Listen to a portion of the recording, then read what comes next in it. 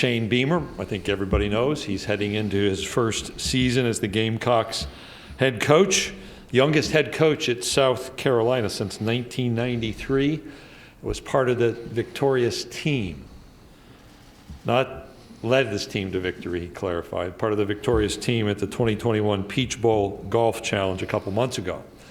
On a personal note, I've known Shane since he was a young guy at Mississippi State, and he's one of the people who every time we're in a stadium together, when he was an assistant coach at different places, South Carolina, Georgia, at Oklahoma, would always take a moment to come say hello.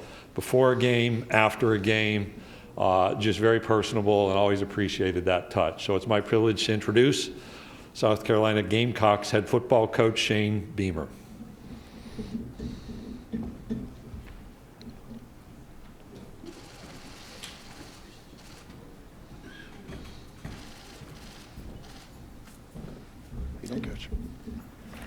Thank you, Greg. I am honored to be here, excited to be here at SEC Media Days on day one.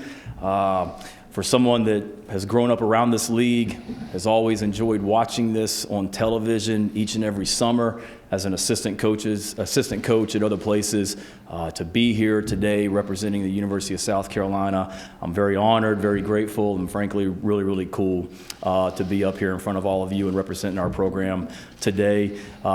Glad to be the second person in my family to be part of SEC Media Days. My wife, Emily, went to school at Mississippi State. I just saw Larry Templeton out in the lobby. She worked for Mike Nemeth in media relations, so she's actually been here, was in this room as one of the persons back in the day that would pass the microphone around for reporters to ask questions. So she's been here and was a part of it, so now I'm the second Beamer to be up here as well. I'm excited to be back in the SEC after 3 years gone. This is my 13th year as an assistant coach, now head coach, being in this conference, and there is no conference in America like this league. I've been a part of multiple leagues, and the passion, the intensity, 365 days a year, the way this league is covered, there's nothing like it. I couldn't be more excited about being back here. I've told Greg before, when I was in Oklahoma working as an assistant coach, I had a TV in my office, and most days that TV in my office was on the SEC network, and watching Paul Feinbaum and watching Peter Burns and Alyssa Lang and people like that. So certainly was working to get my job done in Oklahoma, but definitely always had an eye on this league as well. Want to thank Greg Sankey for his leadership. He's someone, he mentioned it in the introduction, but someone that I've had a lot of respect for a long time. Being back in this conference now as a head football coach, that respect for him has only grown in the 7 months since I've been back in this league. Being a part of Zoom calls with him, with the other head coaches, and following his leadership. Fortunate for his leadership last summer and allowing us to have a college football season and the path that he led throughout the country, along with some other commissioners, to allow us to play. So certainly thankful for his leadership. Appreciate you guys and the job that all of you do in covering our sport. Hope all of you are having an awesome summer, and really appreciate you being a part of this today. Excited about the two young men that I have here with me today, Nick Muse and Kingsley JJ Inagbre. I've been working with him on the pronunciation of that one as well. So two guys that very excited about those two guys. Really appreciate their leadership in our program since the day that I got hired. Two young men that did not have to come back for another season, had opportunities to leave South Carolina and continue their playing career at the professional level. Chose to come back for the right reasons, and have been fantastic leaders for us since that day. Nick won our most outstanding offensive player during spring practice. Kingsley won the most outstanding defensive player during spring practice. So they're leading our guys on and off the field. They're both having fantastic summers. They're tough, they're talented, they're gritty, they're competitive, and both of them have great futures ahead of them in football. They're just two of the guys that are doing a great job for us academically in our football program. Kingsley and Nick have both graduated, along with 18 other guys on our team that have graduated as well. 12 more we'll have that will graduate in December as well at the end of our season. So doing a great job academically. 22 of our guys made the dean's list this past semester. One young man made the president's list. We currently have the second highest graduation success rate in the SEC, so really proud of what our guys are doing off the field at South Carolina, and really proud of what they're doing on the field. I know every head coach is going to talk about his team and how excited he is about them. I'm no exception. Our guys have bought in, and they've done everything that we've asked them to do since I got hired in December, and really fired up about what they're getting done right now. Offensively, we returned 7 starters. We got a lot to prove. There's a lot of question marks about our offense. There's no doubt about it. I'm excited about the scheme we've put together, being able to marry some of the things that I did at Oklahoma and other places that I've been, along with what Marcus Satterfield, our offensive coordinator, and our offensive staff have done at other places that they've been as well. We've got good young talent at the quarterback position, but that's what it is. It's young. Luke Doty's the most experienced guy that we have. We named him our starter coming out of spring practice. He's a guy that's been in our program for a year. Around him, we have a true freshman.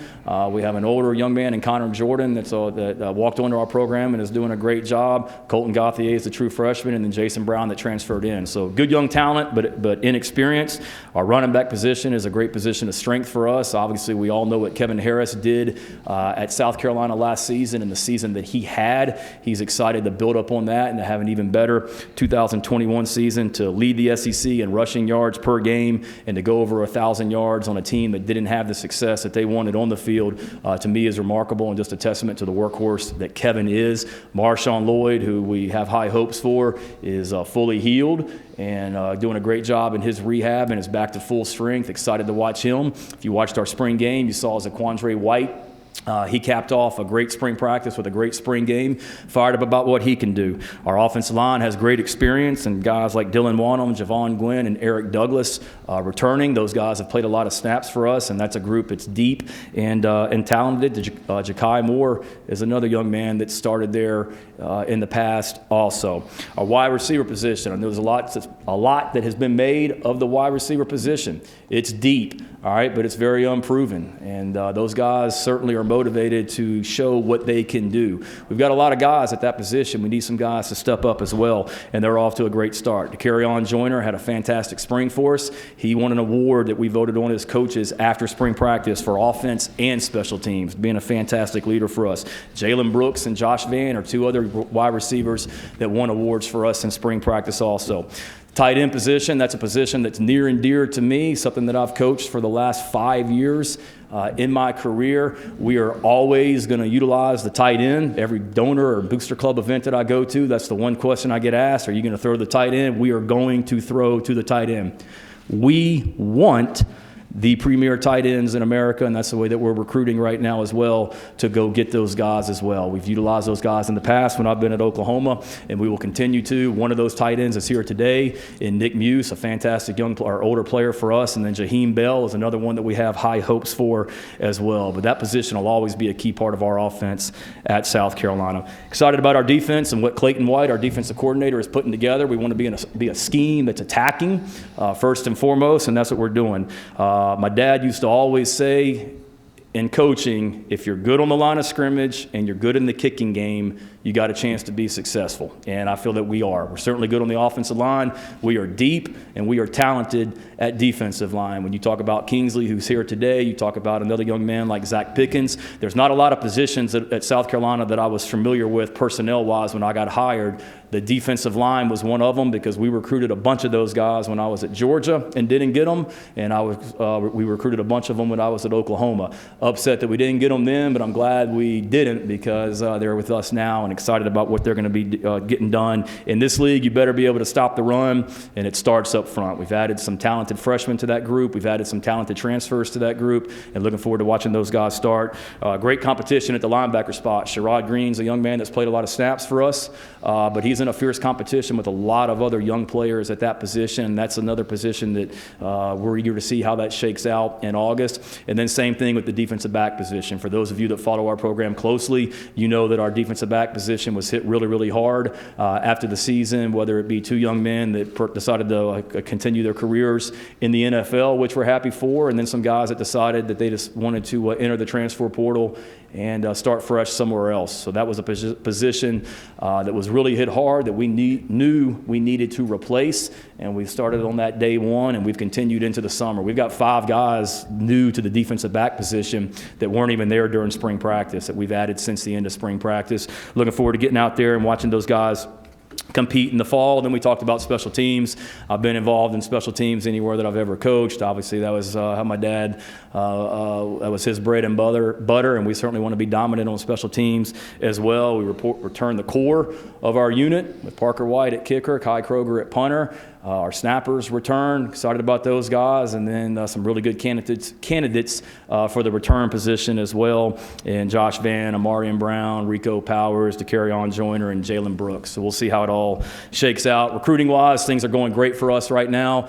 I know a lot of you follow us closely from a recruiting standpoint. I don't think things could have gone any better for us in the month of June from a recruiting standpoint. We had prospects on campus 26 of 27 possible days. The only days that we didn't have prospects on campus was Father's Day. They may have come that day. I don't know. I was out of town. I just said we need to get the heck out of town and have one day, so I went to Charleston for the day. But it was great to be able to have prospects visit our campus, see our facility, and see the people, more importantly, that we have at South Carolina. I had a mom sit in my office and tell me, Coach, the best thing about this visit is you guys are the exact same people in person that you are on Zoom. And I said, what do you mean by that? She said, well, we've done so many of these virtual visits that they act one way on the computer, and then you get around them for a weekend and they're completely different, and that's not the way you guys are. We've had 12 commits since June 1st, and we're not slowing down anytime soon. I said in my press conference back in December that I didn't feel like there was anything at South Carolina that we lacked to be a championship program, that we had everything that we needed. I am even more convinced of that now after being there for 7 months. We have awesome academics. We talked about it, what our guys are doing off the field as well. We do have an elite academic program, the #1 university in America, a public university for first-year experience, the nation's best public university, honors college, 300 undergraduate degree programs. Love what our guys are doing from an academic standpoint. We've got the best fan base in the nation, loud, passionate. I've been to Gamecock Club events throughout the state of South Carolina since I got started. I've got 4 more next week. We got sold-out events. The excitement that they have has only increased since I left South Carolina back in 2011. Can't wait to get out in front of Williams-Brice Stadium, in front of those guys here in September to start this thing up. Our facilities, the way that those have improved since I left in 2011. We've got as good of facilities in the country. Our Long Football Operations Center is unbelievable. Our indoor football facility, the City of Columbia, so much to offer our guys from a facility standpoint. Our coaching staff. That's another reason I say this. It took some time, but I feel like it came together perfectly. And I had a mom, we'll talk about official visits again. I had a mom in my office on an official visit tell me that she has no doubt. She said, I can't believe you guys have only been together for 7 months because you get along so well and you compliment each other so well. And I said, that's the way we're going to be. We're real, we're genuine, we're honest, and what you see is what you get with us. We've got a level of success at South Carolina with other sports that have won championships. So they've shown that it can be done. To win a baseball national championship with Coach Ray Tanner, our athletic director, to win a women's basketball national championship with Dawn Staley. Our men's basketball team went to the Final Four. Our women's soccer team played in the College Cup. I've got Hall of Fame coaches at the University of South Carolina to learn from, and certainly have taken advantage of that as often as I can. Excited about our administration and the support that they've given me. Our new president, President Harris Pastides, being back, Ray Tanner, Chance Miller, our deputy athletic director, and the changes at South Carolina that they've implemented in the last 10 years to give us a chance to be successful. All these Gamecock Club events that I go to, any interview that I do, anywhere that I go in public, everyone tells me that there's never been more excitement about South Carolina football than there is right now, and I'm with them. I've never been more excited about a football season. I've never been more excited about the future of a program than what I am right now. We've got great people in this program. There've been bumps in the road, but I've loved every second of being the head football coach at the University of South Carolina since the day that I got hired. My wife and I bought a house. We haven't moved into it yet. We're renovating it. We're still living in a condo about 100 yards from my office. So about all I do is wake up early each morning and go into that facility, and I can't wait to get to work each day and move this program forward and try and make this program better. There have been some great days in Columbia, South Carolina, some great days for South Carolina football, but I am 100% convinced that the best days of South Carolina football are right in front of us, and I couldn't be more excited about that. Couldn't be more excited about being the head football coach at South Carolina. And with that, I'll be glad to answer any questions you guys have. Thanks. All right, thank you, Coach Beamer. If you have a question, raise your hand. We'll get a microphone to you. AJ, Riley, and Savannah have microphones. So we're going to start right over here on the left-hand side in the fourth row. Shane, Michael Katz from the Northeast Mississippi Daily Journal. Obviously, with your father being who he is, I'm curious, have you found yourself trying to get out of his shadow, or is it something that you've embraced and you're proud to be a part of the lineage of those sorts of accomplishments? No, certainly very, very proud of that. Ever since I got into coaching, or really you go back to when I was playing high school football, growing up in Blacksburg, Virginia, there were certainly kids that I played with that said the only reason you're the starting whatever on the football team or baseball team is because your dad's the head football coach at Virginia Tech. And then when I got into coaching, whether it's right or wrong, I've always tried to keep that chip on my shoulder or edge about myself to prove myself for sure. Certainly I'm very proud of that, but I got into coaching in 2000 as a graduate assistant at Georgia Tech with George O'Leary, and that part of that was wanting to get out on my own and make my own name and not just go work for my dad as a graduate assistant and not be Shane Beamer, but to be Frank's son. It was important for me to go out and develop my own reputation and contacts, and did that, and was thankful to be a part of some fantastic programs during that time of places that I coached, and went back and worked for him, and very, very proud of him. I've learned a lot from him. I still rely on him a lot, now for advice and things like that as well. And I know he's excited about me being in this position and excited to be around Columbia quite a bit also. Coach, we'll go down here front left. Bob? Hey, Bob Holt, Arkansas Democrat. Is that how you doing? Doing well. You mentioned Kevin Harris. I assume you watched a lot of film on him. What do you think made him such a productive back in the SEC, and what do you expect? What kind of improvement do you expect him to make this season?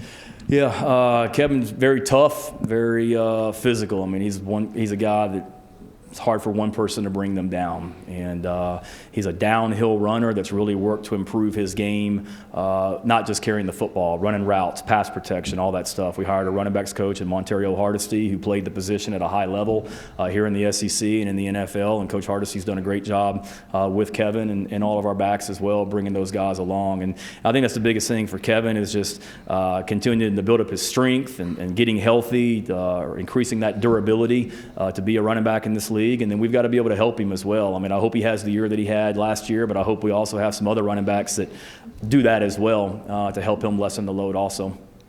Coach, we're going to go in the center section along this right aisle, right in the center. Hey, Coach, Brad Crawford, 24/7 Sports. What defines year one success for you, and what's your plan on getting the Gamecocks back to national relevance?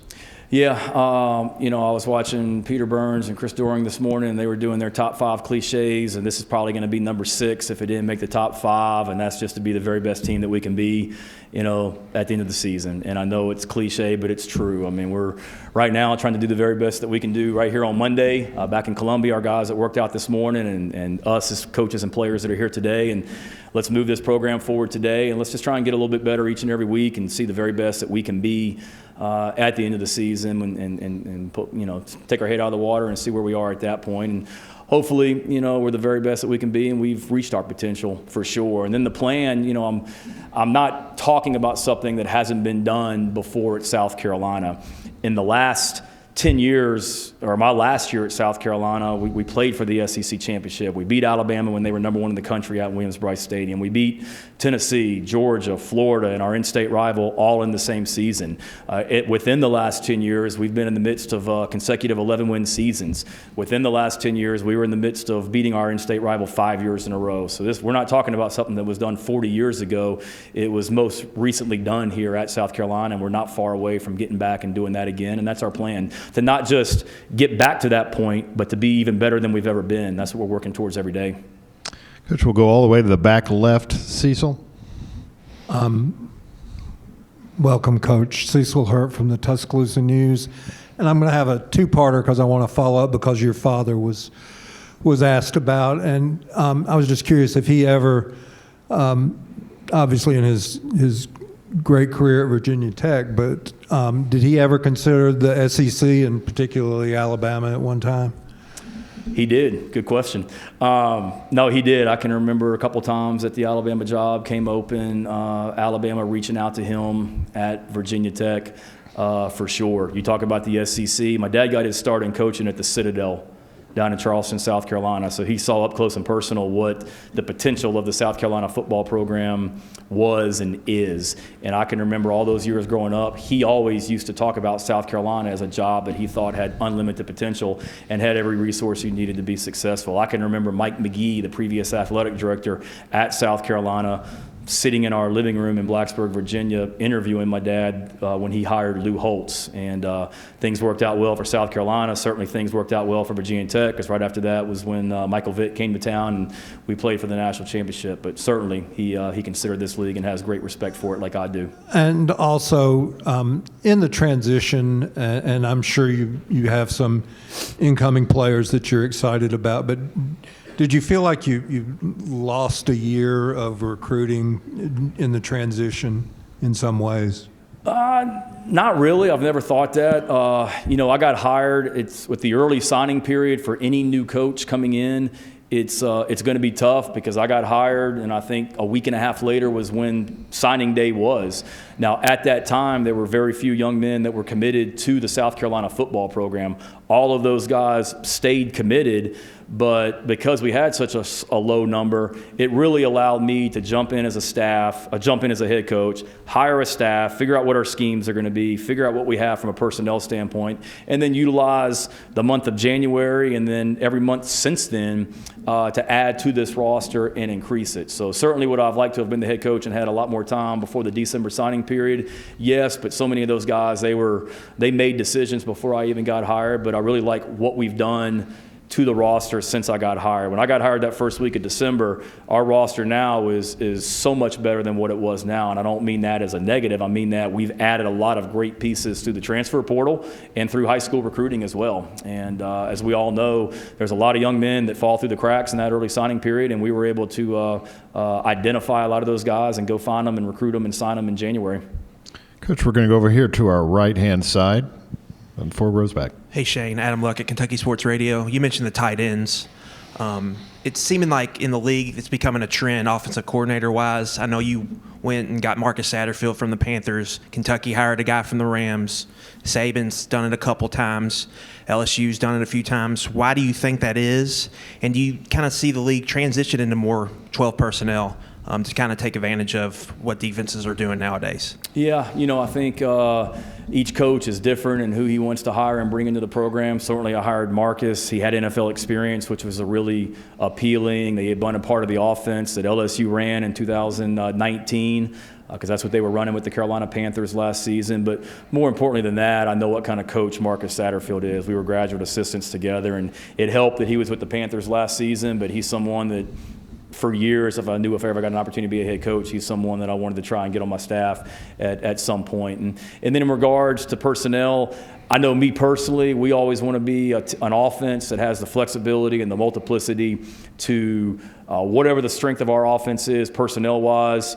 Let's have a system that's flexible enough to adapt to that. And if it's 2 tight ends and 3 running backs are the best players we have on offense, then let's go. If it's 4 wide receivers and a tight end, then let's go. If it's a running back and 4 tight ends, whatever it may be, we want to be able to adjust to it. And that was a great lesson I learned from Lincoln Riley at Oklahoma. Our offense in 2018 out in Norman with Kyler Murray and CeeDee Lamb and Hollywood Brown was a lot different than what it was in 2019 with Jalen Hurts at quarterback. And then it was different in 2020 with Spencer.